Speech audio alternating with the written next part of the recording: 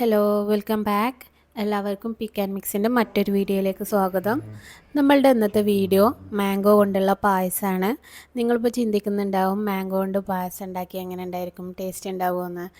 തീർച്ചയായിട്ടും വീഡിയോ മുഴുവനായിട്ട് കണ്ടിട്ട് ട്രൈ ചെയ്ത് നോക്കുക. അടിപൊളി ടേസ്റ്റാണ് കേട്ടോ. അപ്പോൾ നമ്മൾ അതിന് വേണ്ടിയിട്ട് നല്ല പഴുത്ത മാങ്ങ കഷ്ണങ്ങളാക്കി എടുത്തിട്ടുണ്ട്. പിന്നെ ശർക്കര, തേങ്ങയുടെ ഒന്നാം പാല്, അതുപോലെ രണ്ടാം പാൽ, ഇത്രയും ഇൻഗ്രീഡിയൻസാണ് മെയിനായിട്ട് വേണ്ടത്. ആദ്യം നമ്മൾ ശർക്കര, 3 അച്ച് ശർക്കര പാനിയാക്കാൻ വേണ്ടിയിട്ട് ഗ്യാസിൽ വെച്ചിട്ടുണ്ട്. പിന്നെ നമ്മൾ മറ്റൊരു പാനിലേക്ക് നെയ്യ് ഒഴിച്ചു കൊടുത്തിട്ടുണ്ട്. 2 ടേബിൾ സ്പൂൺ നെയ്യാണ് ഒഴിച്ചു കൊടുത്തിട്ടുള്ളത്. അതിലേക്ക് കാഷ്യൂനട്ടും കിസ്മിസും ഇട്ടെടുത്തിട്ട് വറുത്ത് കൊടുത്തിട്ടുണ്ട്. ആദ്യം നമ്മൾ കാഷ്യൂനട്ടാണ് ഇട്ടെടുത്തിട്ടുണ്ടായിരുന്നത്. അത് ഏകദേശം ഒന്ന് വറവായി വരുന്ന സമയത്ത് നമ്മൾ അതിലേക്ക് കിസ്മിസും കൂടെ ചേർത്ത് കൊടുത്തു.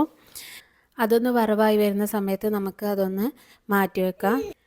എന്നിട്ട് നമുക്ക് അതേ നെയ്യിലേക്ക് പഴുത്ത മാങ്ങ കഷ്ണങ്ങളാക്കി വെച്ചിട്ടുണ്ടായിരുന്നത് ഇട്ട് കൊടുത്തിട്ട് നല്ലപോലെ വഴറ്റി കൊടുക്കുക. ഈ മാങ്ങയും അതുപോലെ ആ നെയ്യിൻ്റെ ടേസ്റ്റും കൂടി കമ്പൈൻ ആവുന്നത് വരെ നല്ലപോലെ വഴറ്റി കൊടുക്കുക. അങ്ങനെ നമ്മൾ നേരത്തെ വെച്ചിട്ടുണ്ടായിരുന്ന ശർക്കരയൊക്കെ ഉരുകി ശർക്കരപ്പാനിയായി വന്നിട്ടുണ്ട്.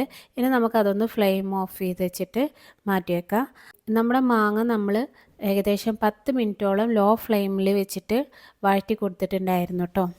അങ്ങനെ നല്ലപോലെ വഴന്ന് വന്നതിന് ശേഷം നമ്മൾ ശർക്കരപ്പാനി അതിൻ്റെ മുകളിലേക്കായിട്ട് ഒഴിച്ചു കൊടുക്കുക.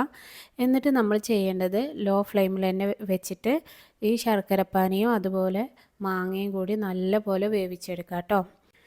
ഈ സമയത്ത് നമുക്ക് അതിലേക്ക് ഒരല്പം ഉപ്പും കൂടെ ചേർത്ത് കൊടുക്കുക. പിന്നെ നമ്മൾ ചേർത്ത് കൊടുക്കുന്നത് ഏലക്കായ ചതച്ചതാണ്. 2 ഏലക്കായ ചതച്ചിട്ട് അതും കൂടെ ചേർത്ത് കൊടുക്കുന്നുണ്ട്. എന്നിട്ട് നല്ലപോലെ മിക്സാക്കിയതിന് ശേഷം ലോ ഫ്ലെയിമിൽ തന്നെ വെച്ചിട്ട് നമ്മളത് മൂടി വെച്ചിട്ട് 10 മിനിറ്റോളം കുക്ക് ചെയ്തെടുത്തിട്ടുണ്ട്. അങ്ങനെ നമ്മൾ ശർക്കരയും അതുപോലെ മാങ്ങയും നല്ലപോലെ വന്നിട്ട് ശർക്കരപ്പാനി വറ്റി വന്നിട്ടുണ്ട്. അതുപോലെ മാങ്ങ അതിൽ കിടന്നിട്ട് ഒന്നുകൂടെ നല്ലപോലെ കുക്കായി വന്നിട്ടുണ്ട്. ഈ സമയത്ത് നമ്മൾ അതിലേക്ക് തേങ്ങയുടെ രണ്ടാം പാല് ചേർത്ത് കൊടുക്കുക. എന്നിട്ട് അതൊന്ന് നല്ലപോലെ തിളപ്പിച്ചെടുക്കുക. നല്ലപോലെ തിളച്ച് വരുന്ന ആ സമയത്ത് നമുക്കതിലേക്ക് തേങ്ങയുടെ ഒന്നാം പാല് ചേർത്ത് കൊടുക്കുക. എന്നിട്ട് ഫ്ലെയിം ഓഫ് ചെയ്ത് കൊടുക്കുക. അതിന് ശേഷം നല്ലപോലെ മിക്സാക്കി കൊടുക്കുക കേട്ടോ. അങ്ങനെ മിക്സാക്കി കൊടുത്തിട്ടുണ്ട്. നമ്മൾ മാങ്ങ ജ്യൂസ് ഏകദേശം റെഡിയായി വന്നു.